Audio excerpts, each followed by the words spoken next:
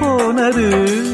வார்த்தைகளில் இல்லாதது நாம் கண்டது பூலோக சொர்க்கம் கண்முன்னே நான் காண்கிறேன் நீ தேவ வர்க்கம் உன் நெஞ்சில் நான் வாழ்கிறேன்